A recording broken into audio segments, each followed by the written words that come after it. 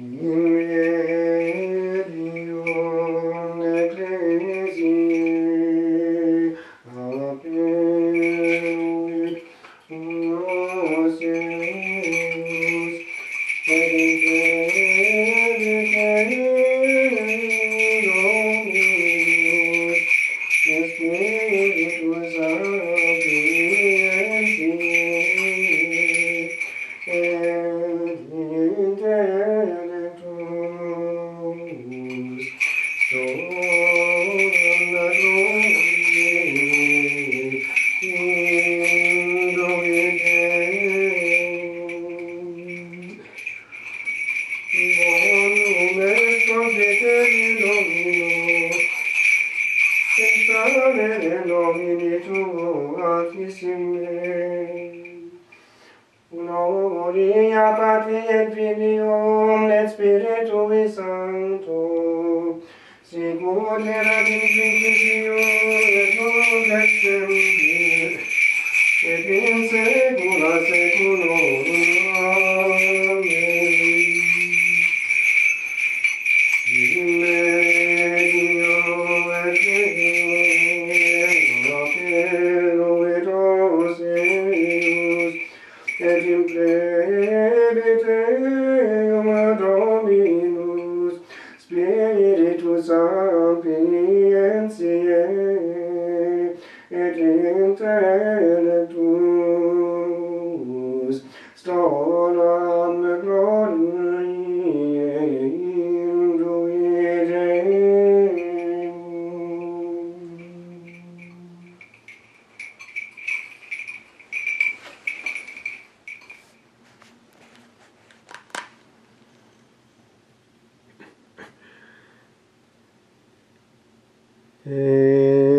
Exite sermo inter fratres,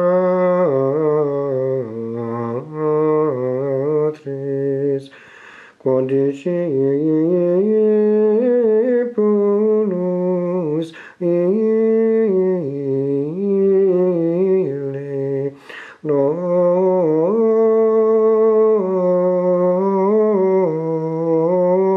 moritur.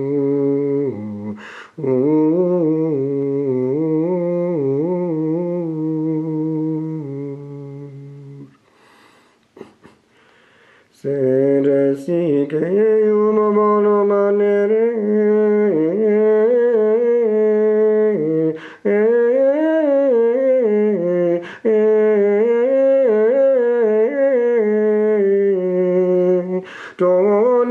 donec veniam tu me sequere.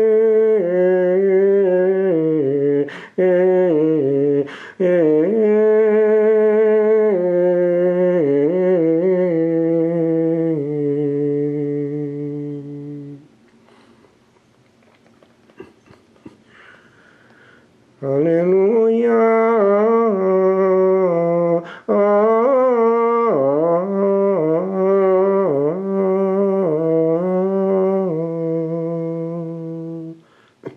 Alleluia.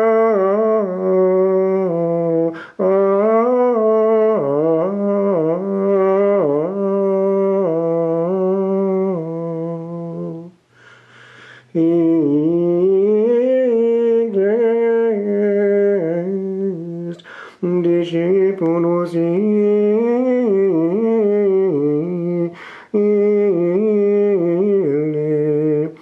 qui testimonium peribet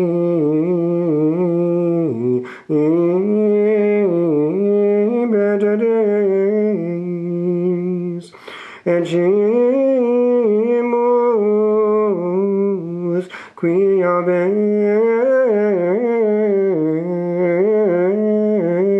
est testimonium eius.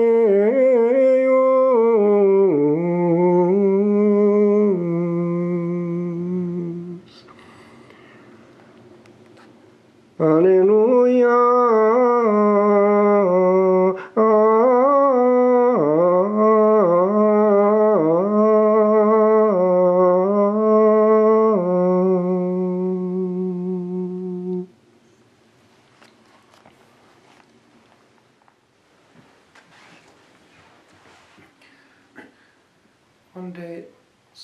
Mary was puzzled that the fullness of divine love had not already been shown to St. John, who had reclined on the Lord's breast, and she was given to understand that it had been reserved for the last times.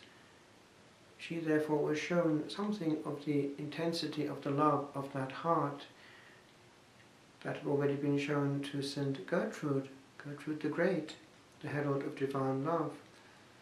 And we have in our time St. Faustina, shown the Divine Majesty in the humility of his intimacy with men, that he is able to love, that he is able to love into being, and the whole thrust of the Divine Mercy is that he is on side and cannot bear the thought of the loss of a soul. Therefore these rays of healing come forth in abundance, and they reach us through the sacramental sphere, and indeed through any sincere prayer to which the Lord is not slow to answer. We have in the first reading a certain physicity. We have the senses coming into play, what we have heard, what we have seen, our eyes, what we have touched with our hands.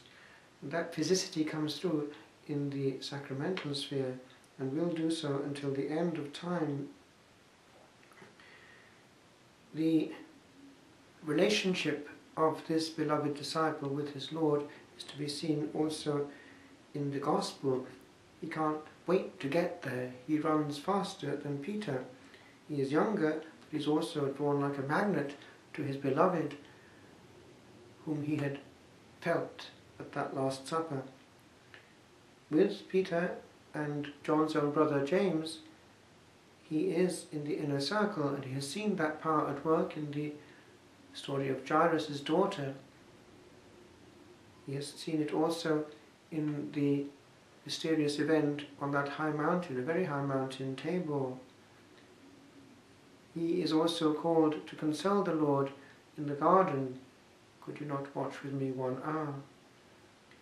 And here he is the first apostle to realize, even though he abdicates, as it were, from that privilege and steps aside and lets Peter, the Prince of the Apostles, officially, so to speak, make the discovery and therefore the proclamation. He lets him go first into presumably the dark cavern, the Holy Sepulchre. And our brethren in the East comment upon this darkness, that if they were able to see these linen cloths, there's great detail given, the napkin is apart. That napkin of course still exists to this present day, separate, quite separate from the Holy Shroud.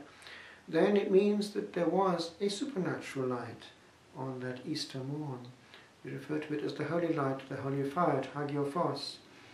And we know that from the very beginnings of official worship there, after the building of the Basilica by Constantine, after the Constantinian peace, that this miracle was taking place and has gone on to this day. And we have this feeling of realization, the goose pimples, what the Germans would call the Aha-Erlebnis, Dominus est, it is the Lord.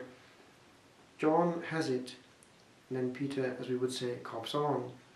But John very early on knows. The heart speaks to the heart, and there is a knowledge in the heart which the brain knows not. On Sunday I referred to this hidden saint, a great contemplative like John, and like John, able to do much, for he was in love.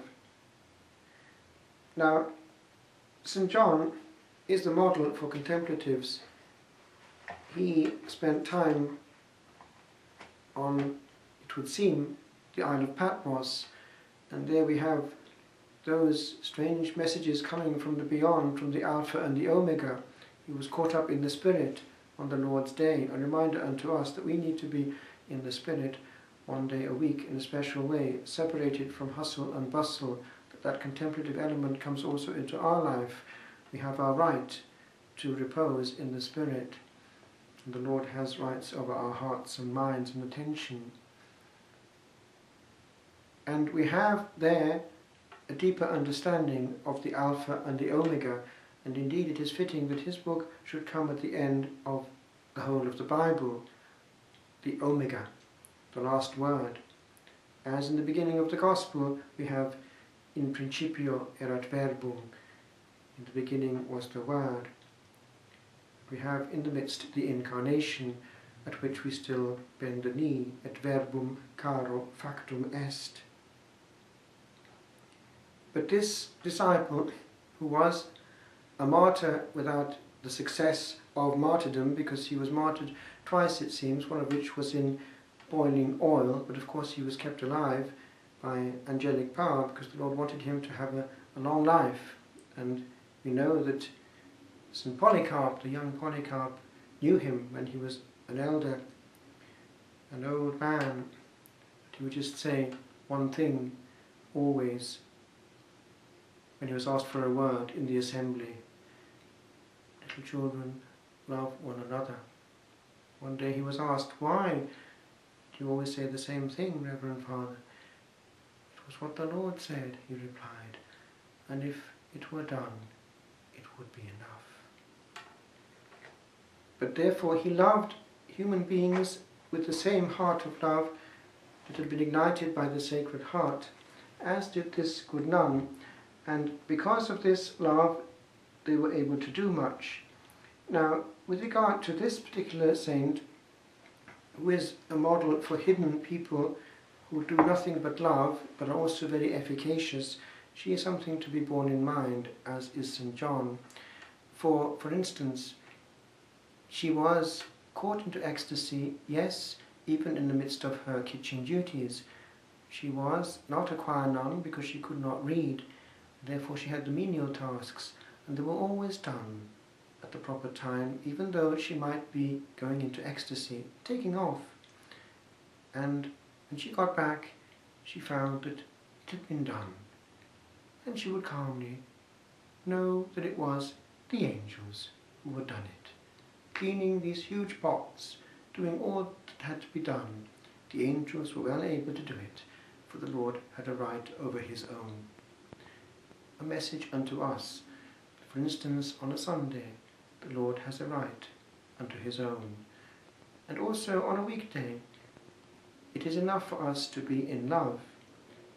For as the Celtic monks were supremely efficacious because they loved, so too we, if we live calmly one thing as it comes to us, without ruining it for thought for the morrow and the next thing not yet arrived, we shall have enough. Sufficient unto the day is the evil thereof.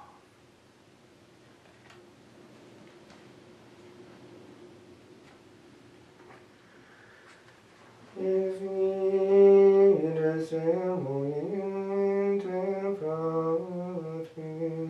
quodiscipulos in non moritur, et non dixit Iesus non moritur, sed sic eum bonum manere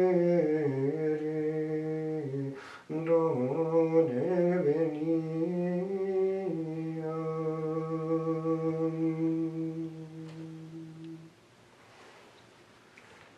Ubi caritas et amor, ubi caritas Deus ibi est, ubi caritas et amor, ubi caritas Deus ibi est.